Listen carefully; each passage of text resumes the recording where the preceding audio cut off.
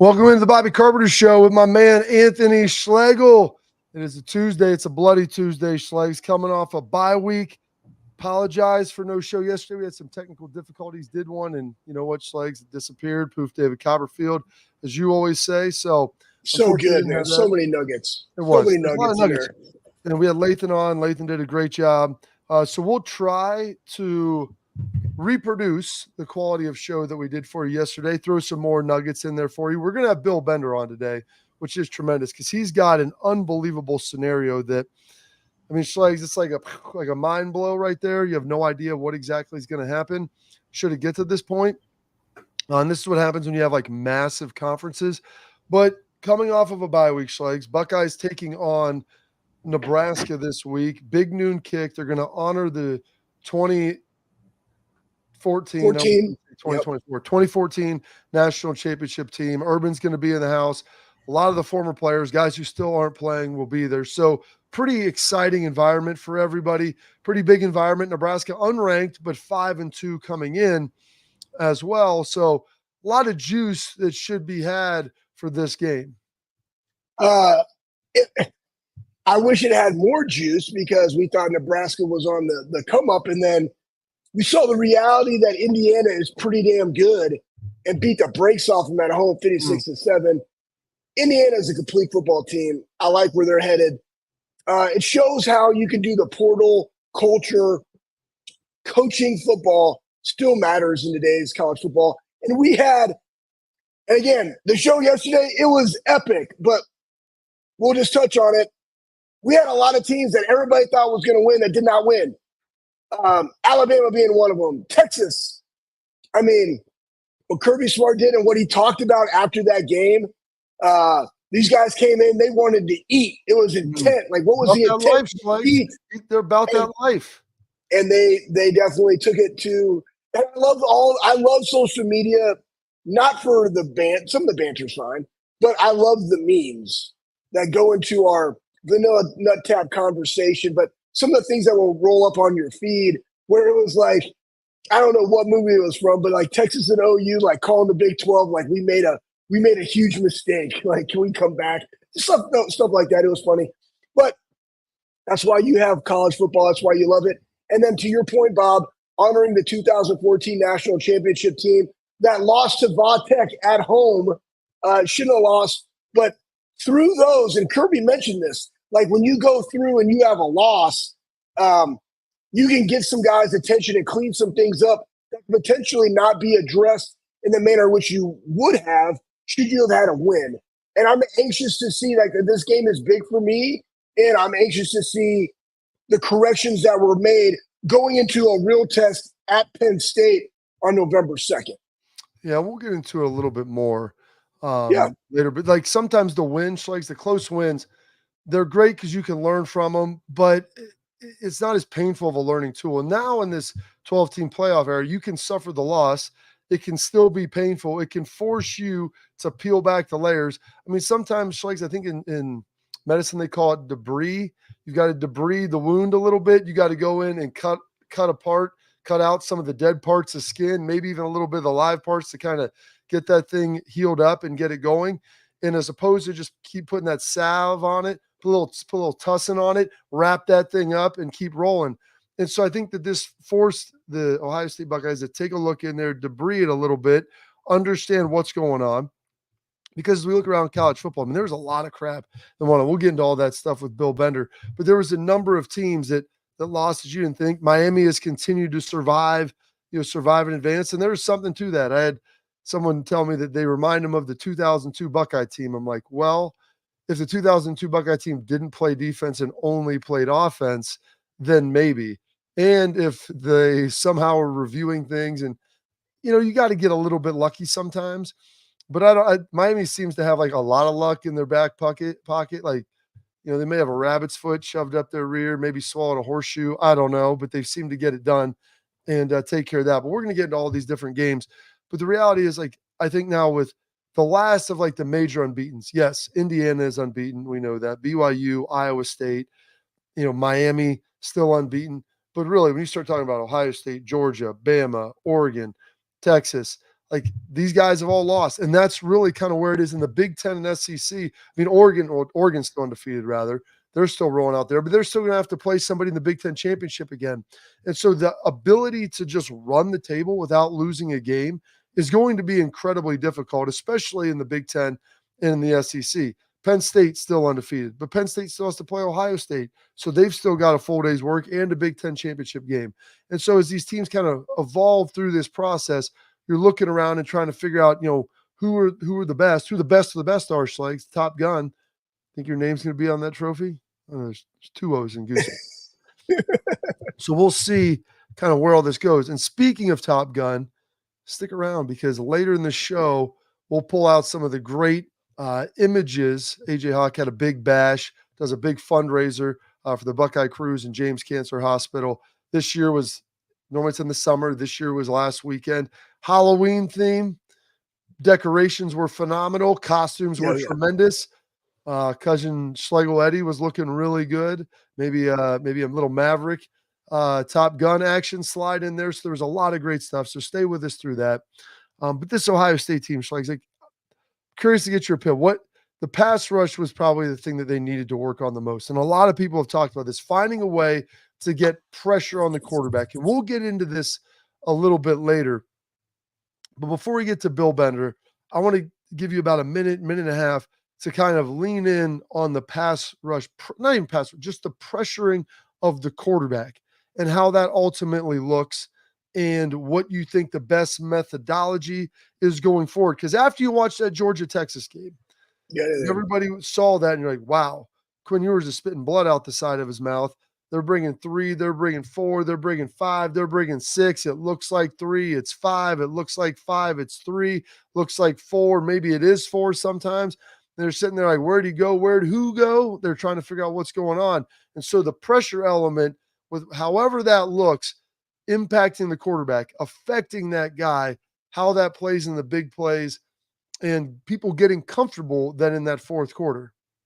Yeah, I think the biggest thing is, and we saw in that game, and it's also why Ryan Day spent a majority of his time. It was, reported that he spent a majority of his time this week in the defensive room because that was not good enough, and they know there's some holes there. And why is that, right? Like, you got to get in the weeds of that, and he's now able to do that because tips run the offense. And I would say this, to your point, Bob, 2-man pressure ain't going to get it done. Where you're bringing it, like, you just got to bring it.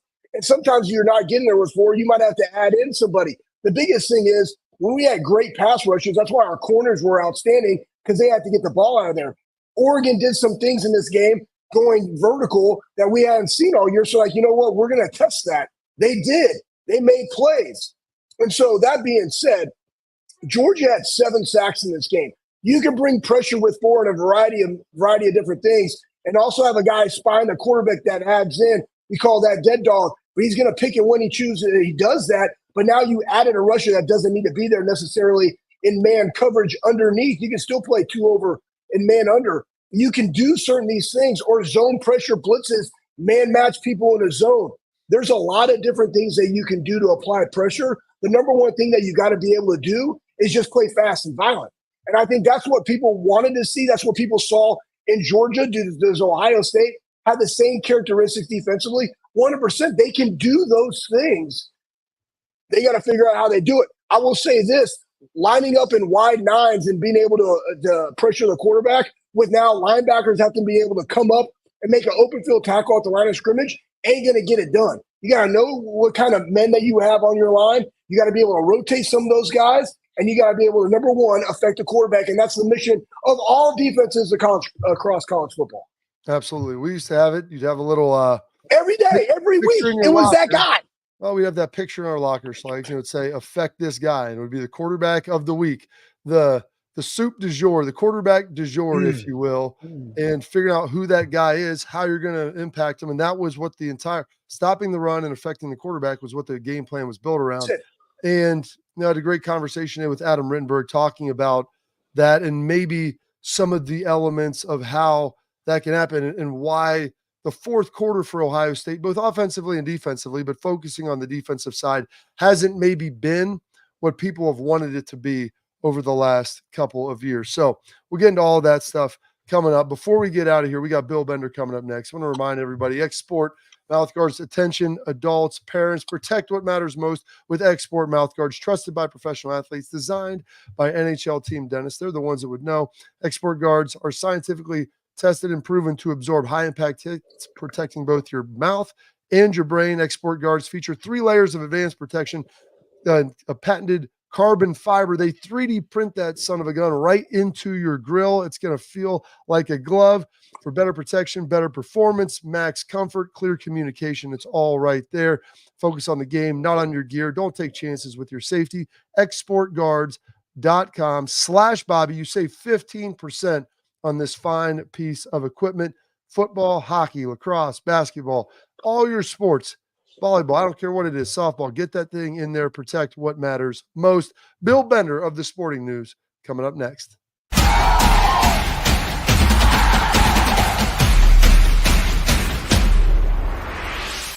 We were called soft last year. You don't want to be soft, especially when you come to the playoffs. So that's going to be a process throughout this season of establishing us as a harder team here in the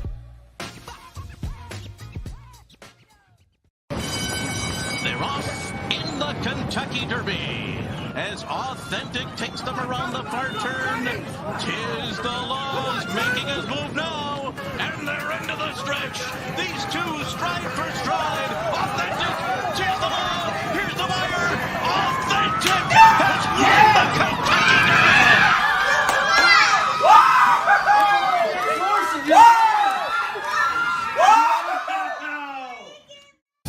I don't buy into this nonsense, this conspiracy nonsense that he's got his money and he's dogging it. That's ridiculous.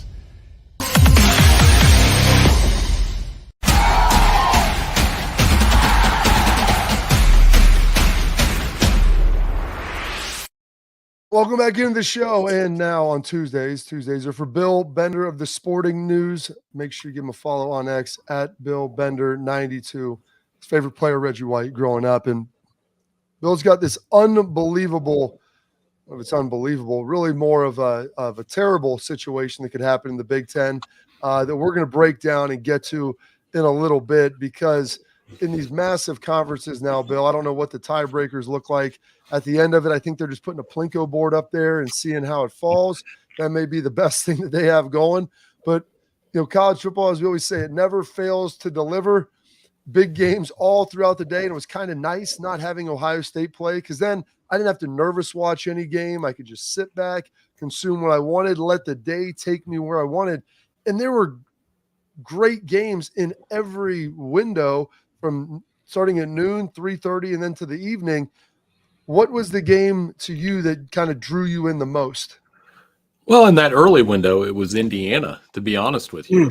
The way that they took advantage of every Nebraska turnover, they looked like a team that would actually make it interesting in Columbus and not just a brush-off game that the Buckeyes would win. And they, in spots, looked like the second best team in the Big Ten with Curtis Rourke on the field. And then he gets hurt, and Taven Jackson comes in, and that tempers some expectations. Maybe he gets back by the Michigan State game, but it looked very for real to me. And I was watching that opposite of that Miami-Louisville game you guys mentioned in the last segment, where I don't think Miami reminds me of you guys in 2002. They remind me of like an elite offense that can score 50 points on anybody, but they have some problems on defense. And that will catch up with you, if not in an ACC game against a Clemson or a Pitt or an SMU in the college football playoff. But Cam Ward is fantastic. Yeah, I mean, it's funny how similar in different areas, like even Miami, right? They've allowed 117 points over the last 2 weeks. They're outscoring everybody. They had a fumble return for a touchdown that got reversed. They end up winning these close games, which again, just win, right? And then you got Tennessee at home. They were a juggernaut offensively. Now they haven't scored a point in 3 games in the first half, and then they go out and they beat Alabama at home, and then all the chaos that ensues. Why is that happening? Because I think sometimes college sports fans have this unrealistic expectation, like from the NFL, and we just think that these guys are going to be able to deliver week in and week out. And we're not seeing that considering the fact that there's only a few remaining undefeateds within the conference. Yeah, I think the SEC and the Big Ten are two just completely different kinds of races. The SEC reminds me a little bit of maybe the NFC, where there's a bunch of teams with 2 losses or less, and I'm not quite sure who the best team is. I mean, Georgia in this case would be like the Detroit Lions, where you think they're the Super Bowl contender, but they have to go through some good teams like Minnesota. That was close. Green Bay. Same deal in the SEC. It was Georgia's turn. Georgia had the big game against Texas. Just we talked about that on here last week, where they got the underdog card. And how many times did Kirby Smart deal the underdog card? 1.1 yards rushing for Texas per carry. You're not going to beat anybody at any level. And I know all our boys have played and all that kind of stuff. You're not going to win a 4th grade game with 1.1 yards per carry, right? So that was the thing there. And then the Big Ten, the travel factors in. The matchups factor in. I do think there's an upper tier of those teams that I mentioned and what we're going to talk about with this doomsday scenario. But Oregon, Ohio State, Penn State have kind of established themselves as the big 3 this year. So let's travel back to that Indiana-Nebraska game. And Bill, I'm going to be honest, that was as surprising as anything. I thought if Indiana was going to win it, it would have been maybe a 7-point. I think the line was about 6.5. I thought even maybe Nebraska covers, and it's a 27, 24, 31, 28, 31, 27 game type like that. But Indiana went out there and blew the doors off. And even after Curtis Rourke goes out, Taven Jackson comes in and they're still scoring. Like, it felt like Simonetti was trying to drive it home that I know this is Nebraska. Nebraska had been good up front all year. I thought they would have an advantage on the line, but Indiana, like, Bill, if you squinted, it looked like with those jerseys, like they looked like Alabama from about 3 or 4 years ago. For sure. They played fast on defense. They took advantage of every Nebraska turnover. They run the football. I mean, I mentioned Rourke and the receivers earlier, but they run the football so well with Ellison and Lawson, a tag team. He brought all these transfers from James Madison. I'll throw a comparison at you. He reminds me a little bit of when Joe Tiller came to the Big Ten at Purdue. Yeah. And the other Big Ten coaches, it's a pretty buttoned up league, but they're not used to a guy like him. And Joe Tiller, I remember he came in and within a few years, Drew Brees was throwing it around, and it was something the Big Ten hasn't seen. And Curt Cignetti has some qualities about him like that, where when you see him at Assembly Hall call out Michigan and Ohio State, you kind of roll your eyes and say, I mean, come on, man, you haven't beat Ohio State since the 80s. You haven't, beat Michigan and Ann Arbor forever. And yet those possibilities are out there for this team this year. And if they can get by Washington without Rourke and beat Michigan, they'll have a compelling playoff case no matter what happens in Columbus. So 11-1. I mean, are you a believer that they make it into the playoff? Because I can't imagine them not, with especially how they've looked and how impressive they've been, to people publicly. Oh, for sure. I think they would get in at that point. They would give the Big Ten, if it shakes out how I think it might shake out, the Big Ten would have a really good case for 4 playoff teams in Ohio State, where they're sitting in their schedule. Oregon, this scenario assumes that Ohio State beats Indiana, which I think will happen. Oregon, whose schedules open up. If Oregon beats Illinois this weekend, they are 21.5-point favorites. So I think they'll take care of business there. They've got a pretty straight look to Indianapolis, which makes Penn State, Ohio State the next mega matchup, the next top 5 matchup we're going to see in college football, and there'll be fallout from there. But those are the 4 teams to keep an eye on. They can get in the playoff. And how do we measure that against this SEC mess we just talked about? I'll give you guys a question. I'll throw one at you. 11-1 Indiana or 10-2 Alabama. What will they do versus what should they do? Ooh, that's tough. I guess the question will become, and it's going to come down a little bit to the eye test, because you're telling me Alabama goes 10-2. That means they're beating LSU in Death Valley. Oklahoma isn't obviously very great, but that they're handling Missouri this weekend. So a little bit of that, Bill, is going to come down to feel. Like, if Indiana loses a close one to Ohio State and they go up there, and I know that Michigan isn't as good as what they've been, but we still, we cheer for the laundry. The helmet is the same helmet as the national champions last year. And if they somehow beat Michigan by 21 or 28 points and look really good against Ohio State, I think they have a really compelling case because of just, I think, the belief of what they are, where Alabama's been kind of all over the place this year. I think the eye test will come into play, but they'll have I didn't think I'd ever say that a one-loss Indiana would get in over a two-loss Alabama, but as long as they look good, I think they would take the cake. Right, and these two games against Michigan, even though Michigan is where they're at right now and very poor offensively, Indiana will be measured against that game because Michigan's still pretty good on the defensive side of the ball, and you get to see this Indiana offense that's averaging over 40 points per game. Top FBS offense in the country go up against Michigan. And then, of course, you go into Columbus, you play Ohio State. I remember the 2020 game very well where Indiana played Ohio State really tight. It was an awesome game, up and down, and Michael Penix played great. But I think this Indiana team's better than that team was. So that's what makes that defense. Yeah, they have defense and they fly around on the back end, don't they? So that makes that potential matchup very compelling to me for both teams. And with your scenario too, like LSU, they have that one loss to USC, who's 3-4, which nobody would have saw that coming, especially getting beat at Maryland 29-28 in the way that happened. But now you got LSU, like let's say they lose to Alabama, they can still potentially only have one loss, be in a SEC championship game. Like they might just your doomsday scenario in the Big Ten, same thing could happen. And whoever goes to that championship game, they're not getting left out. Then it's going to be where do they rank and who do you bring in? Also, you have the ACC, potentially just a champion and a one-loss team there. Like it's chaos, even with having 12, which I'm absolutely all about. Let's go to this one. So now you have Michigan struggling, 2 losses. Michigan State beat down Iowa. And now you got Michigan State, Michigan this week. Like, can we see 3 in a row for Michigan losing? Yeah. I mean, Aiden Childs is playing better. I didn't anticipate Michigan State beating Iowa. And so I didn't either. And the Spartans always get up for the Wolverines. That really took flight with Mark D'Antonio. Ever since you look at the numbers, Michigan State since Mark D'Antonio, it's close. And they had the advantage with him. And Jim Harbaugh, for everything he did at Michigan, he was 5-4 against Michigan State. That kind of snuck up on me this week when I looked at it. I was like, oh yeah, he didn't exactly dominate that rivalry. So there is a ton of pressure on Sharon Moore here. Michigan looked very lackluster against Illinois. The offense is so bad. Jack Tuttle, the turnovers, the quarterback plays is about as bad as it was the first year of Rich Rod. So I think there's an immense amount of pressure. Any notion of a honeymoon, that's over.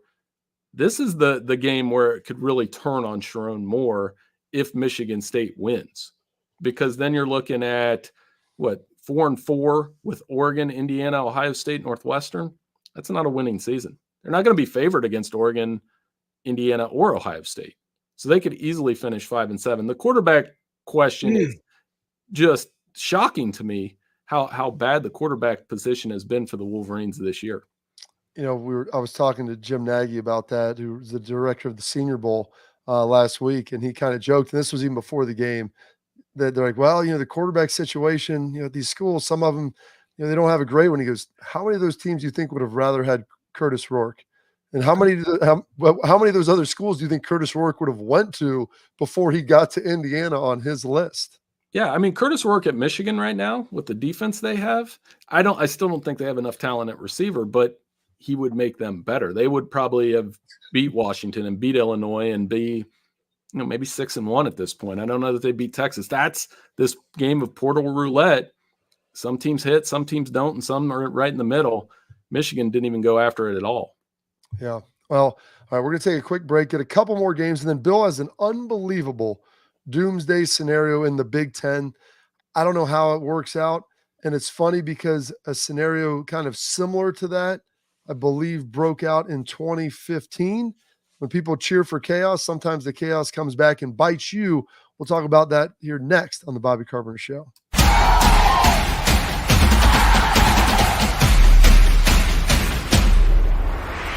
We were called soft last year. You don't want to be soft, especially when you come to the playoffs. So that's going to be a process throughout this season of establishing us as a harder team here in the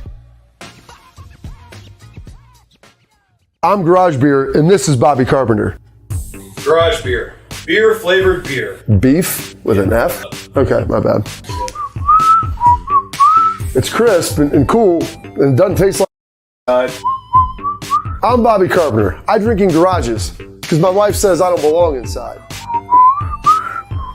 If you like a cold breeze on your bag, drink garage beer. It's American, and so can you. Garage beer, beer-flavored beer. I don't buy into this nonsense, this conspiracy nonsense that he's got his money and he's dogging it. That's ridiculous.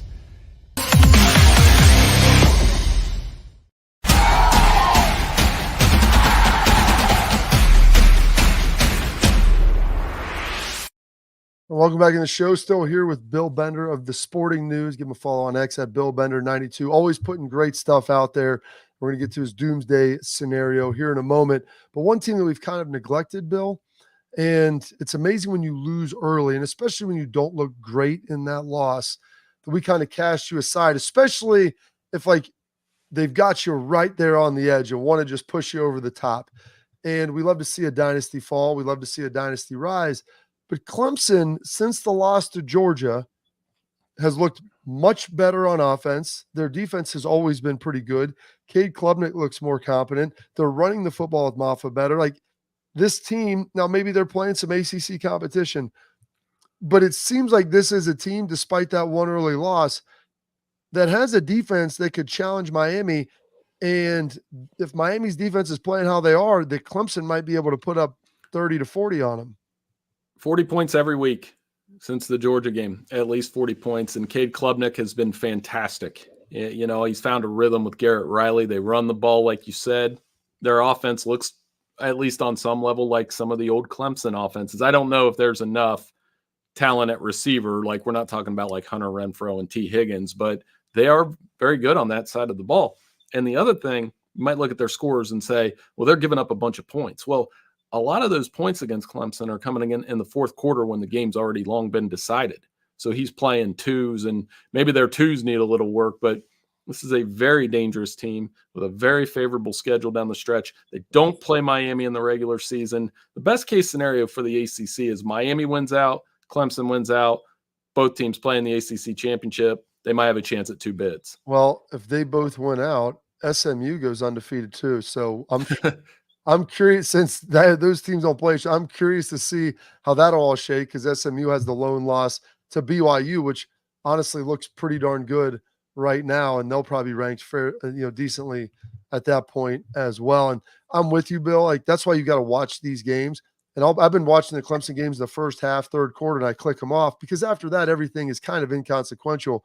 You know, you're getting garbage yards.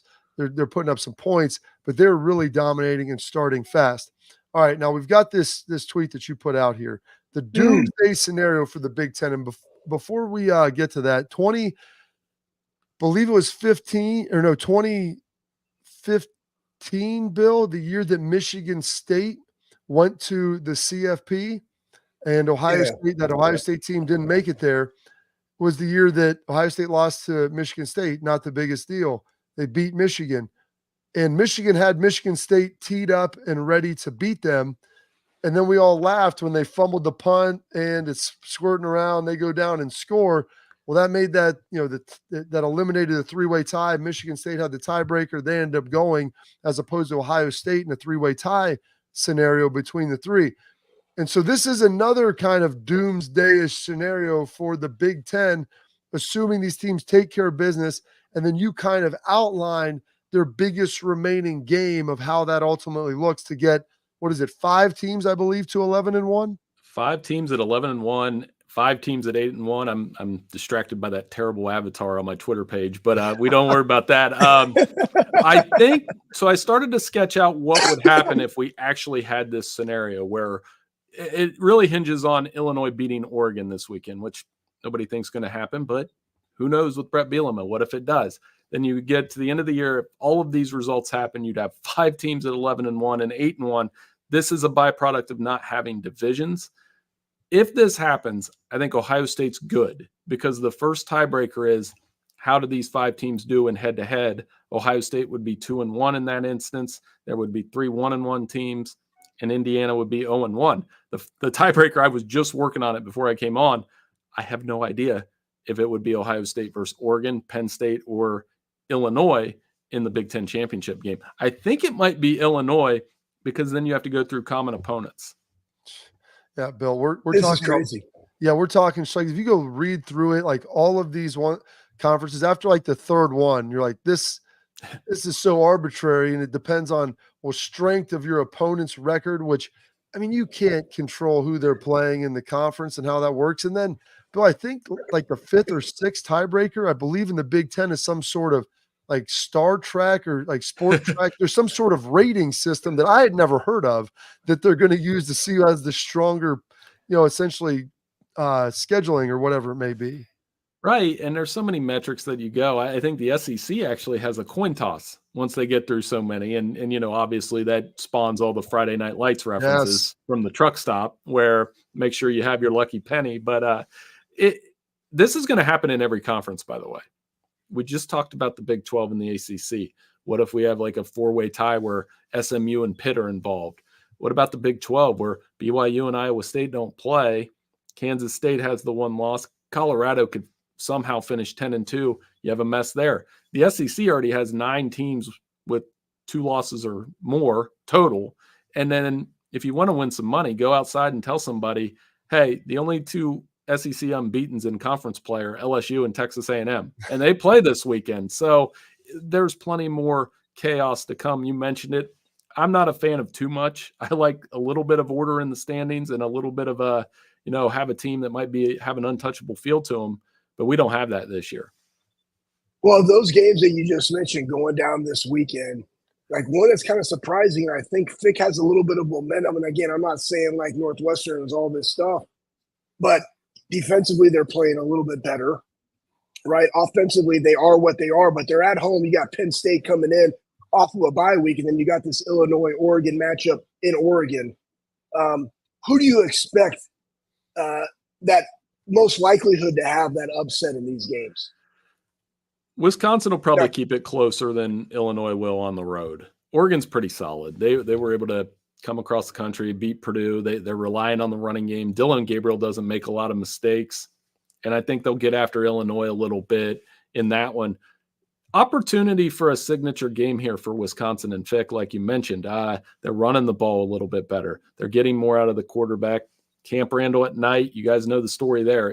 When it's right and when they're on, even last year against Ohio State, the Buckeyes had a tough first half because it was at night, and that can be one of those really difficult places to play. So we'll see if Drew Aller and Penn State coming off a bye week can go out there and do that. That would be the one better chance for an upset, even though I think Penn State will get out alive.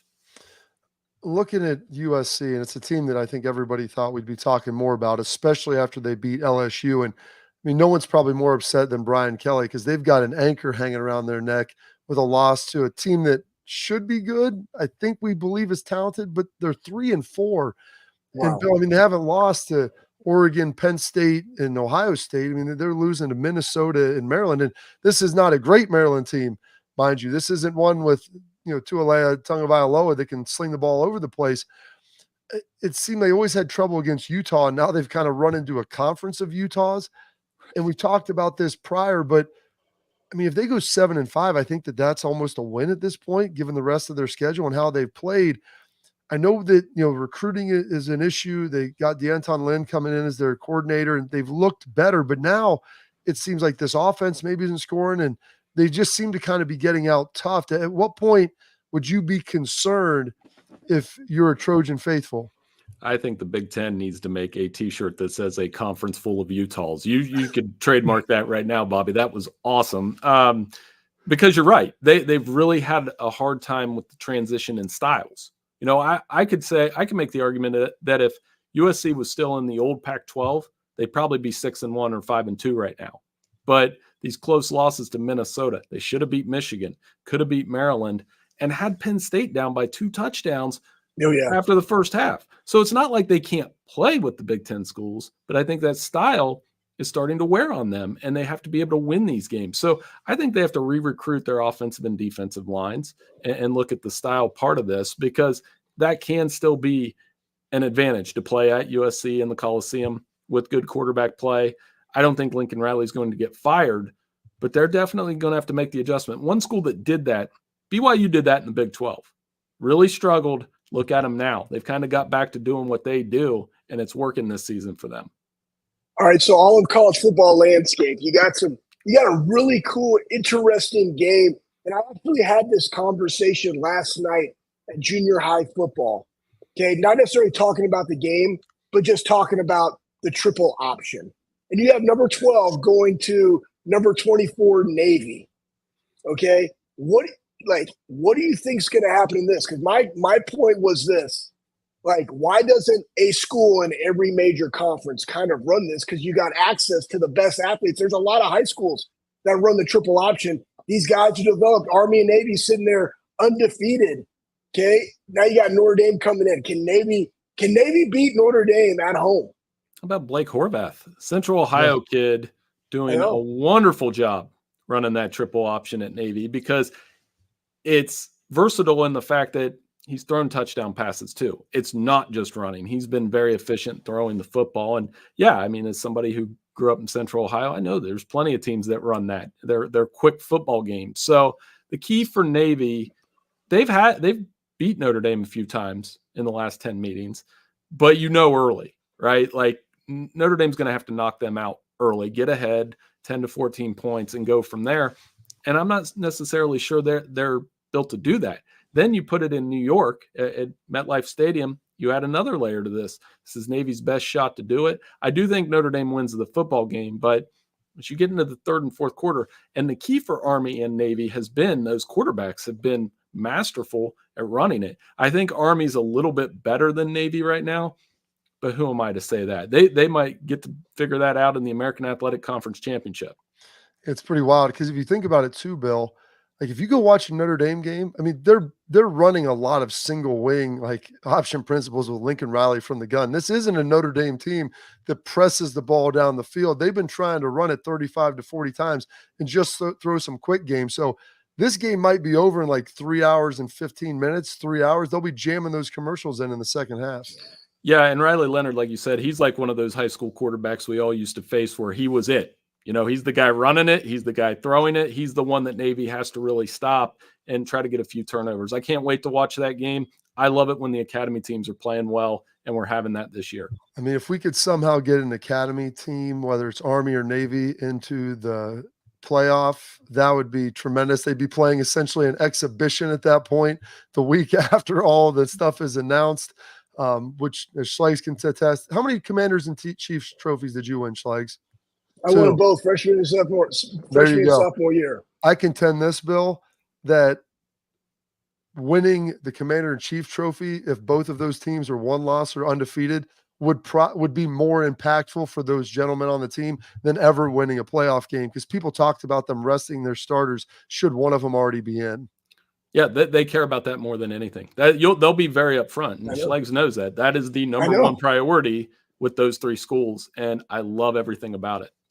Well, thank you so much, Bill. Sorry we kept you so long. A lot of stuff to talk about, a lot of chaos, and you had the tweet of the day. So we appreciate it, sir, and hopefully talk to you again next Tuesday. We will. Thank you so much for having me on, guys. Have a great week. You too, brother. Bill Bender of the Sporting News. Give him a follow on X at BillBender92. Does such a tremendous and fantastic job there. And actually gave us the nugget of the day. All right, coming up next, we got our headlines. Get a little into some more USC news and Lincoln Riley, maybe what USC actually is. You got a great name for it to find out next here on the Bobby Carpenter Show.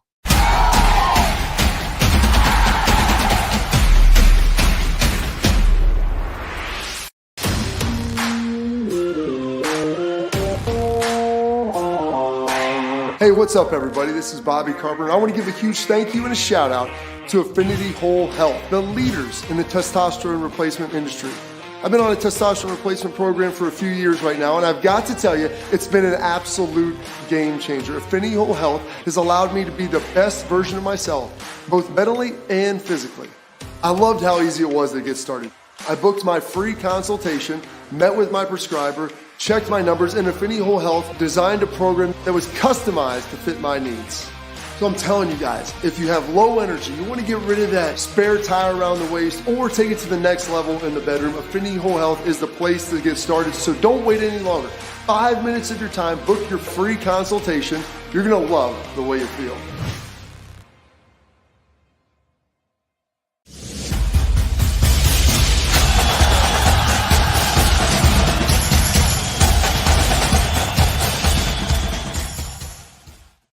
All right, Schlegs, I want to tell you about my friends over at Affinity Whole Health. Listen, they've got all kinds of things that they can do for you. They do a great job. I've been a patient there for 7 years. They're experts in semaglutide health for weight loss and testosterone replacement therapy to help you feel good, more energy, increase muscle, lose weight, and keep it off with the semaglutide. It's quick and easy to get started.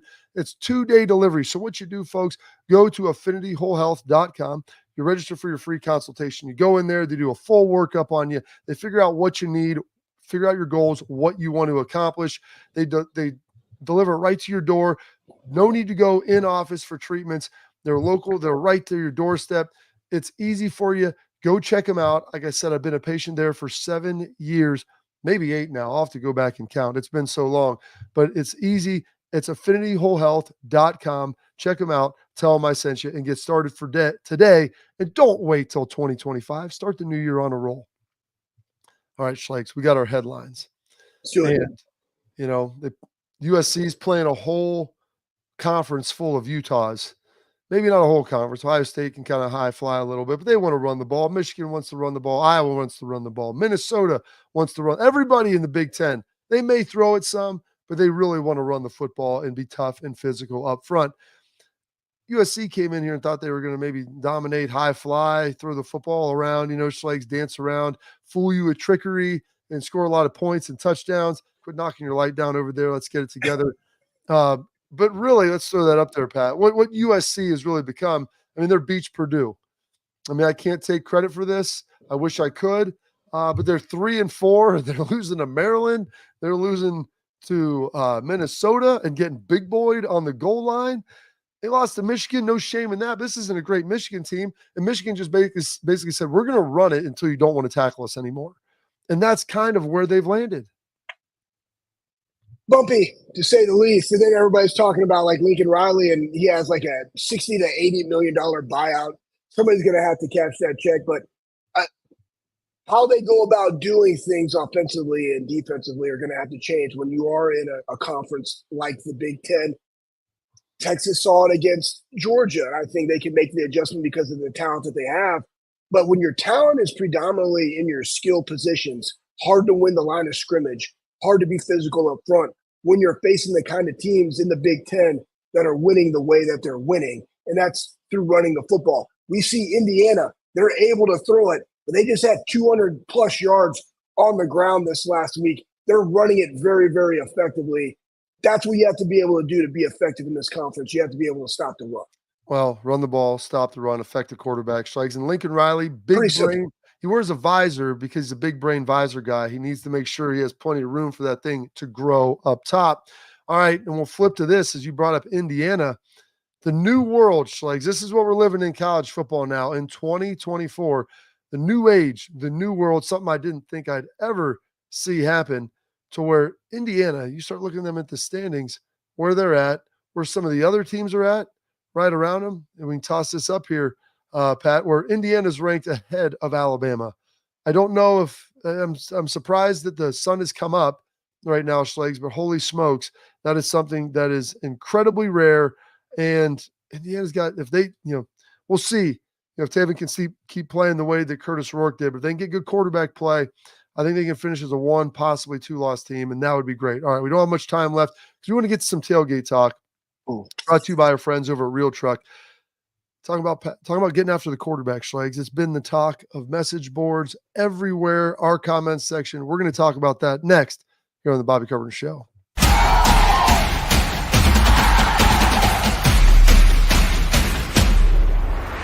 We were called soft last year. You don't want to be soft, especially when you come to the playoffs. So that's going to be a process throughout this season of establishing us as a harder team here in the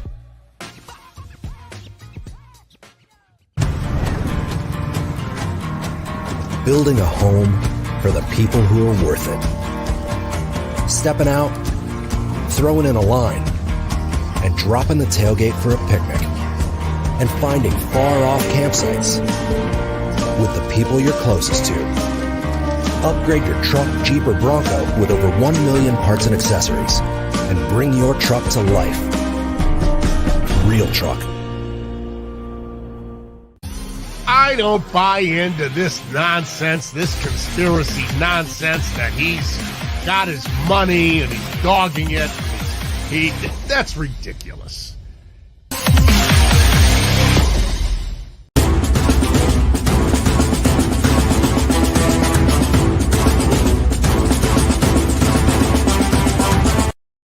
All right, now we're going to tailgate talk. We answer your questions, the stuff that's burning out there. It's brought to you by our friends at Real Truck. I want to share an offer that they've got out there for you.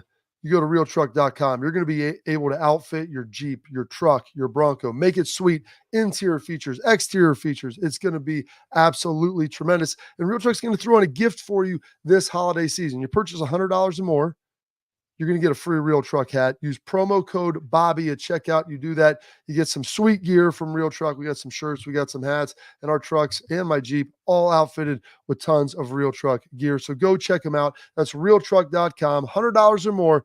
Carp Bobby at checkout and get your free hat with that. All right, Schlegs. Everybody's been talking about now ad nauseum, not getting pressure on the quarterback. You look in fourth quarters. Offense has kind of struggled some, hasn't scored as much as they'd like to. Defensively, giving up a lot of points in the fourth quarter in big games, these matchup games over the last couple of years.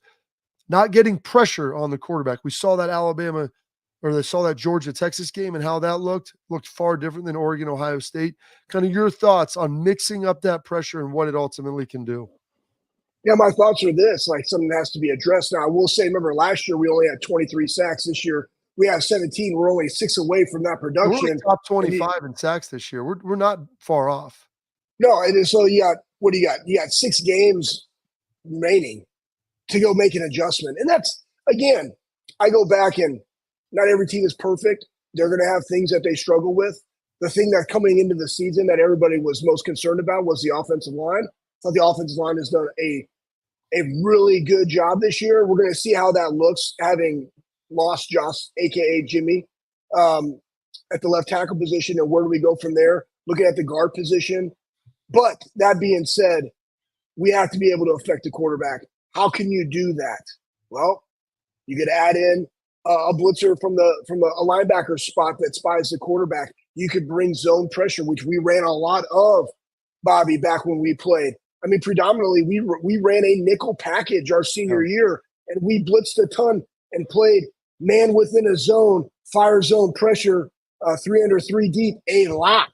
And it was very successful. But the number one thing is affect that man while also being able to stop the run. In the games where they're like, oh, are they going to be able to handle Iowa running the football? We handled it. Guy had 19 yards in the first half. The thing came when now you go to Oregon.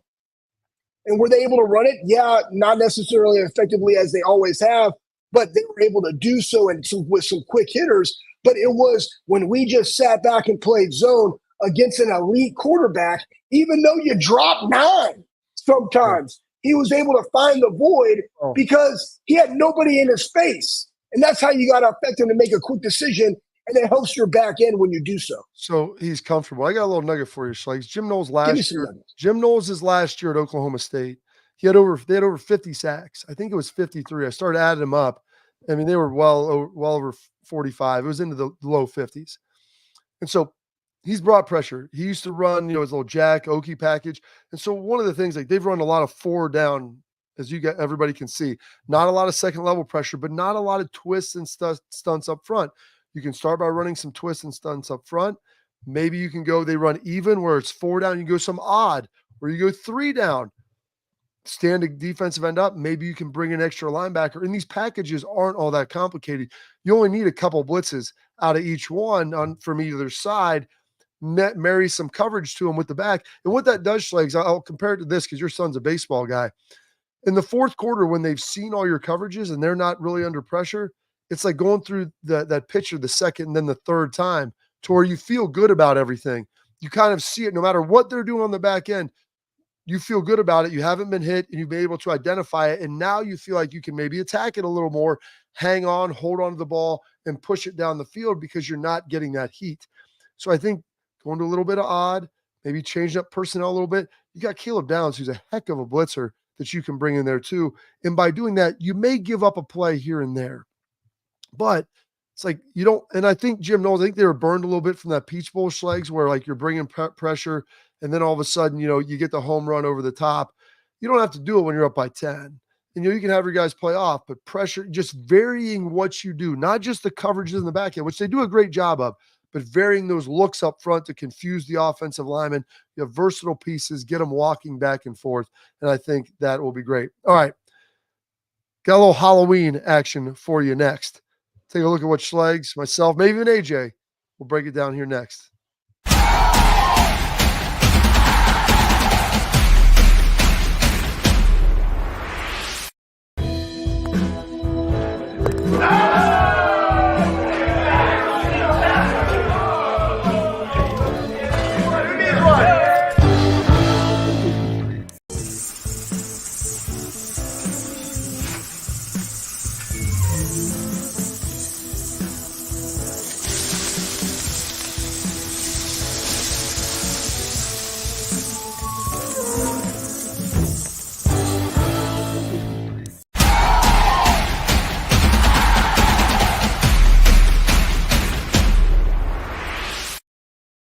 All right, welcome back into the Bobby Carpenter Show. This past weekend, AJ had his big event. We talked a little bit about it earlier.